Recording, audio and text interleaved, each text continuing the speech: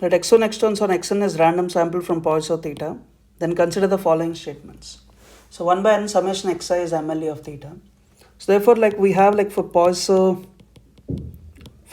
distribution, we have probability of xi is equals to small xi is e to the power of minus theta to the power of xi by xi factorial.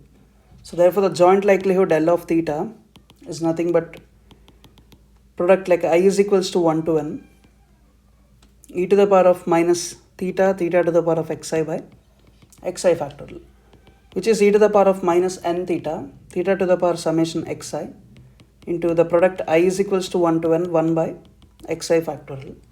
So therefore, the log likelihood L of theta is nothing but minus n theta plus summation xi ln theta plus constant. So if we differentiate, dou L by dou theta is minus n plus summation xi by theta. So if we set it to 0, so theta hat MLE is nothing but 1 by n summation xi, which is nothing but the sample x bar. And even if we find the second derivative, dou square L by dou theta square, that is minus summation xi by theta square, which is less than 0. So therefore, this gives the maximum. So therefore, statement 1 is true. Now for statement 2, like 1 by n summation xi is sufficient for estimating theta. So for that, like if we can again consider the likelihood, so L of theta, which is e to the power of minus theta, joint likelihood, summation xi, the product 1 by xi factorial. So this depends on sample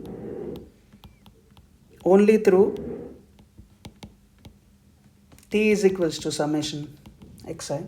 So therefore, like t is sufficient.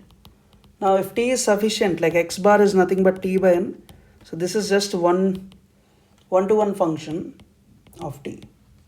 And we know that any one-on-one transformation, so any one-on-one transformation of sufficient statistic is also sufficient. So therefore, x bar is sufficient. So statement 2 is also true. So therefore, both statements 1 and 2 are true. Option C is the correct answer.